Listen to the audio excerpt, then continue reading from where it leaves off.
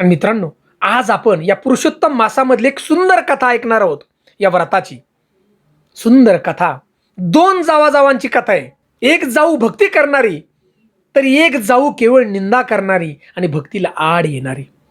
मित्रांनो, या कथेतून आपल्याला एकच घ्यायचंय की भगवंताची जर भक्ती केली तर भगवंत कर्माचं फळ देतातच. याच महिन्यात देतात बघा, या पुरुषोत्तम मासामध्ये. आणि जो या भक्तीला विरोध करतो, निंदा करतो, त्याला त्याच्या कर्माचं फळही याच महिन्यात मिळतं. आमच्या बंधू आणि भगिनींनो, हा व्हिडिओ फक्त शेवटपर्यंत आपण पहा, कारण या महाराष्ट्रात, देशात अशाच घटना, अशीच परिस्थिती, घरोघरी मातीच्या चुली. मित्रांनो, शेवटी आम्हाला कमेंट फक्त ओम नमो भगवते वासुदेवाय नम अशी कमेंट जरूर करा. आणि चॅनलवरती प्रथम असाल तर नक्की सबस्क्राईब करा. चला, सुंदर असा हा व्हिडिओ आपण ऐकूया. मित्रांनो, गोष्ट आहे शेकडो वर्षापूर्वीची. एका गावामध्ये दोन सख्खे भाऊ राहत होते. दोघांचाही त्या ठिकाणी विवाह झाला आणि विवाह झाल्याबरोबर दोन्ही जावाजावांचं पटत नव्हतं बघा. धाकटी आणि थोरली दोघांनी त्या ठिकाणी वाटून घेतलं, विभक्त झाले.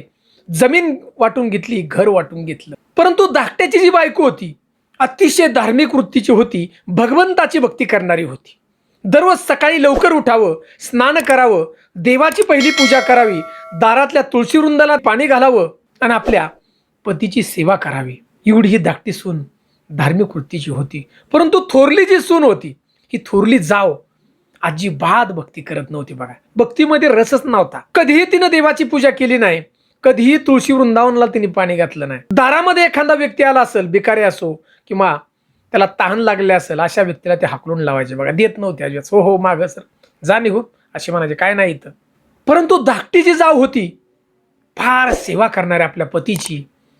आणि गावातला कुणीही जरी एखादा व्यक्ती आला, गरीब आला, त्याला पटकन तांब्या भरून पाणी द्यावं, चहा करावा, विचारपूस करावी, अशी ही धार्मिक होती त्याला. त्यामुळं अख्ख्या गावात लोक मानायचे.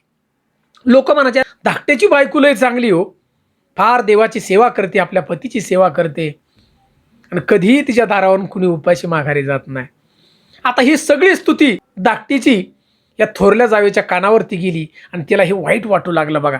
तिला वाटलं, माझी धाकटी जाव सेवा देवाची करती, लोक तिला चांगलं म्हणतात, तिला आता ह्या देवाच्या सेवेतून बाहेर काढायचं. म्हणून हिने कटकारस्थान चालू केलं बघा. आणि थोरली जाव धाकटीला सांगू लागली, अगं तू देवाची भक्ती करते कशाला एवढी? लवकर उठायचं, मंदिराची पूजा करायची, तुळशीला पाणी घालायचं, कशाला हे सगळं करते? अगं देवाची पूजा करून का आई मिळत नाही बघ. पूजा करून मरून गेली, त्यांना काय नाही मिळालं आणि तुला काय मिळायचं या? अगं हा पूजेत वेळ घालण्यापेक्षा आपण आंघोळ करून नटून थटून गावात जाव, आपल्या मैत्रिणी भेटत्याल, तिथं गप्पा मारू, चांगल्या ओळखी तुझ्या वाढत्याल. थोरल्या जावेनं हे धाकट्या जावेला बघा सांगितलं. परंतु धाकटी ही कुलवंत होती, चांगल्या कुळातून आलेली होती, आई बापाचं संस्कार तिच्यावरती होतं. ती म्हणली, नको, ज्या भगवंतानं जन्म दिलाय तो भक्तीसाठी दिलाय आणि त्यामुळे मी देवाची भक्ती कधीही सोडणार नाही आणि माझ्या पतीची सेवा. आता ही थोरलीने समजून सांगितलं पण ऐकलं नाही बघा. दिवसामागून दिवस निघून गेले आणि 3 वर्षाचा काळ झाल्यानंतर हा पुरुषोत्तम मास आल्या बघा. जसा पुरुषोत्तम मास चालू झाला तशी ही धाकटी जाव दररोज सकाळी उठायची 4-4:30ला, लवकर स्नान करून ती भगवंताची सेवा त्या ठिकाणी करायची. मंदिरात, घरात तुळशी वृंदावनला पाणी घालायचं आणि ती भगवंताचं नामस्मरण करत बसायची. ओम नमो भगवते वासुदेवाय नम, ओम नमो भगवते वासुदेवाय नम, असा जप त्या ठिकाणी बघा करत बसायची सूर्य उगवस्तोवर. आणि नंतर आपलं घरातलं काम करायची. थोरली निवांत झोपून राहायची 8 वाजेपर्यंत. परंतु हे धाकटी जी भक्ती करती जाव, तिला फार वाईट वाटायचं बघा. धाकटीनं आपल्या घराच्या पुढं सुंदर फुलं लावली होती बघा, झेंडूची वेगवेगळी. आणि ती फुलं घेऊन परत गावातलं जे मंदिर आहे, ग्रामदैवत, त्या ठिकाणी सुद्धा जायची बघा, देवाला फुलं वगैरे वाहायची. आता थोरलीने एक दिवस ठरवलं, थोरल्या जावईने, की लईच फुलं देवाला वाहती ना, मग सकाळच्या पारी लवकर उद्या उठून फुलंच तोडायची. थोरल्या जावेनं त्या ठिकाणी बघा लवकर उठली. ती 4:30ला उठती ना धाकटी, ही 3लाच उठली आणि सगळी दारातली बघा फुलं तोडून खाली टाकून दिली. कारण धाकटी देवाला फुलं वाहती म्हणून.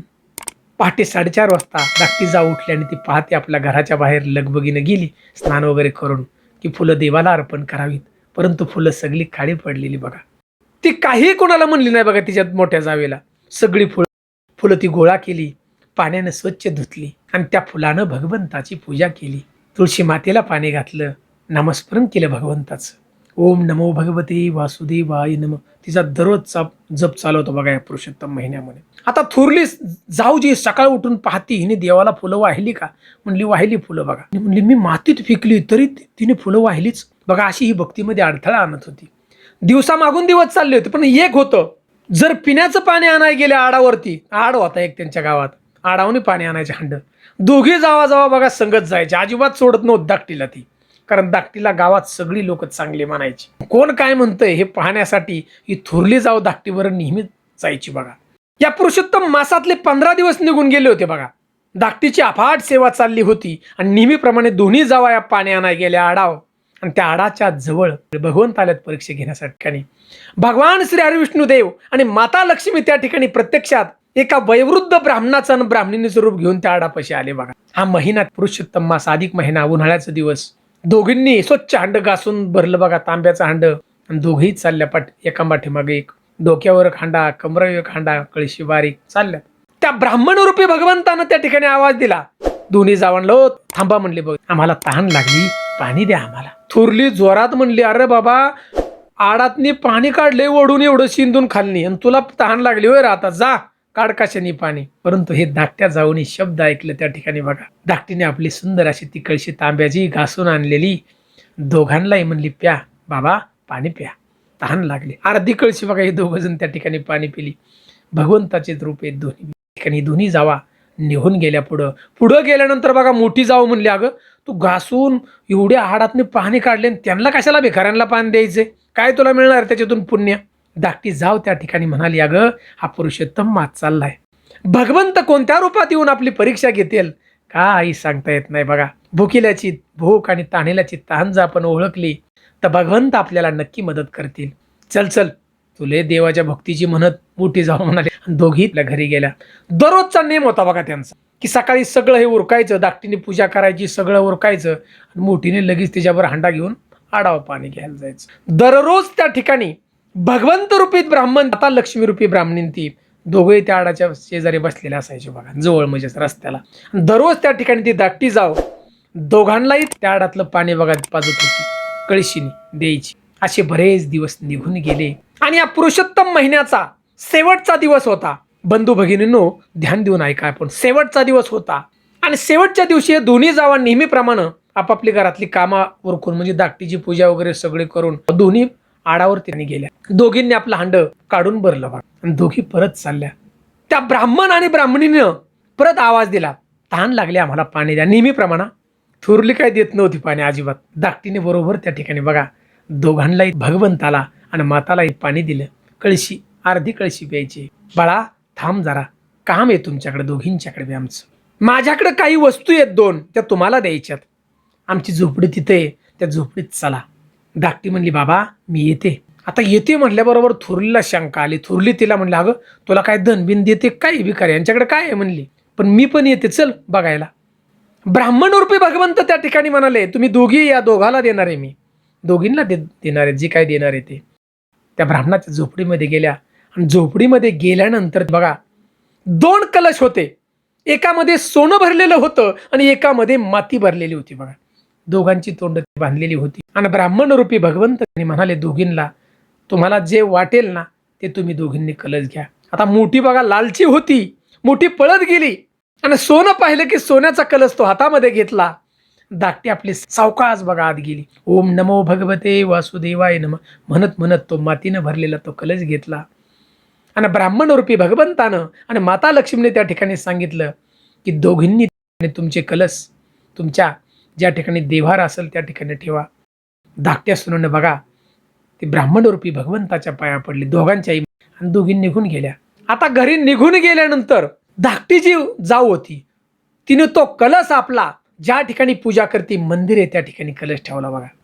परंतु थोरली जी होती ना जाऊ लालची होती, तिला वाटलं सोनं आहे बाहेर कोणतरी घेऊन जाईल म्हणून हा सोन्याचा कलश त्या ठिकाणी बघा भरलेला आपल्या तिजोरीमध्ये बंद करून टाकला. रात्र झाली आणि त्यांनी ब्राह्मणांनी सांगितलं होतं की सकाळच उघडायचा.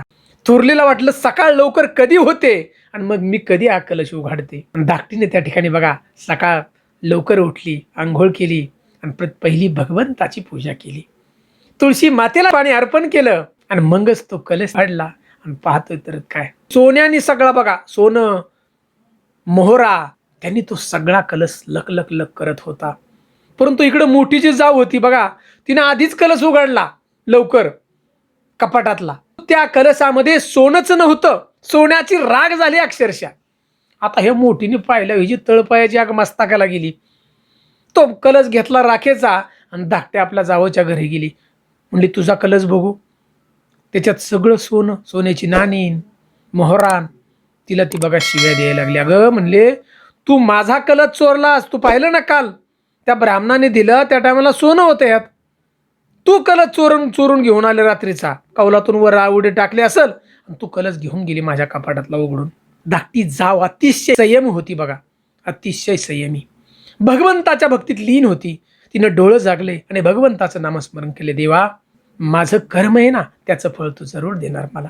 मोठीनं बघा हिसकून तो कलश घेऊन गेली सोन्याचा, परत आपल्या कपाटात नेऊन ठेवला. धाकटी काही त्या ठिकाणी जावं म्हणाले नाही बघा. म्हणजे माझं कर्म आहे ना, माझ्या कर्मानुसारच मला मिळेल. आता तो दिवस निघून गेला आणि रात्र निघून गेली आणि दुसऱ्या दिवशी बघा थोरलीला झोप नाही, सोनं घरात म्हणल्यावर थोरलीने सकाळ लवकर उठली. आंघोळ नाही, देवाची पूजा नाही, ती करतच नव्हती. काय लवकर उठली आणि आपली तिजोरी म्हणजे कपाट उघडलं. सोनं आणि मोहऱ्याने तो भरलेला कलश बघा मोहरांनी पाहिला तर काय हो, परत राग झाली, ती परत राग झाली. तो कलश त्या ठिकाणी घेऊन पळत धाकटी आपल्या जावच्या घरी गेली. शेजारीच आड्याला झाड. धाकटी जाव तोपर्यंत लवकर उठून आंघोळ करून भगवंताची पूजा करून तुळशी मातेला पाणी घालून आली होती. म्हणले अगं तुझा कलश बघू, काल तुला मातीचा दिलताना आज बघू. परत त्या ठिकाणी बघा भगवंताच्या कृपेनं त्या मातीचं सोनं झालं. परत सगळ्या सोन्याच्या मोहरा चकचक करत होता हिर आणि अक्षरशः मोठ्या जावेच्या डोळ्यातून पाणी वाहू लागलं. तिला चूक आपली कळाली. तिला ते ब्राह्मणाचे शब्द त्या ठिकाणी कळाले.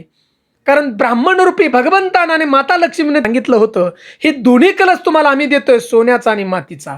ज्याचं कर्म चांगलं असेल, ज्यानं पुरुषोत्तम महिन्यामध्ये भगवंताची भक्ती केली असेल, त्याच्याकडेच हा सोन्याचा कलश राहील. आता मग बघा थोरलीने पळत आणला होता, पण तिच्याकडे राहिला का नाही. धाकटीकडे झाला सगळं सोनं मोहरा. धाकटीला गगनात माविनास आनंद झाला. आणि थोरली बघा तिला चूक तिची कळून आली की खरी जर भक्ती केली तर भगवंत न्याय देतात आणि त्याचं फळ देतात. धाकटीला आनंद झाला. तिने सगळं सोनं हे बघा कलश घेतला ना पहिला देवाच्या पुढे ठेवला, भगवान श्री हरी विष्णू देवांच्या समोर, आणि अतिशय आनंदी झाली. ती म्हणली मला पुरुषोत्तम महिन्याचं फळ मिळालं. मित्रांनो असं हे पुरुषोत्तम महिन्याचं फळ आहे बघा. जर मनापासून आपण भक्ती केली, निंदा कधी कोणाची करायची नाही, मनापासून भक्ती करायची आणि भक्ती केली तर भगवंत जरूर देतात. म्हणून मित्रांनो जसं हे धाकट्या जावेला पुरुषोत्तम महिन्याचं फळ मिळालं भक्तीचं, तसं तुम्हाला सुद्धा मिळेल बघा. तुम्ही भगवंताची सेवा मनापासून करा. ओम नमो भगवते वासुदेवाय नमः हा मंत्र आहे ना, तुम्ही म्हणा बघा. वेळ काढून भगवद्गीता रामायण वाचा, कारण सगळ्या भगवंताच्या ह्या कथा आहेत, स्तुती ही भगवंताला आवडते. आणि मित्रांनो ही जर आमची गोष्ट आवडली असेल ना धाकट्या जावची आणि मोठ्या जावची, तर ओम नमो भगवते वासुदेवाय नमः अशी कमेंट जरूर करा. चॅनलवरती प्रथम असाल तर नक्की सबस्क्राईब करा. जय हिंद, जय महाराष्ट्र.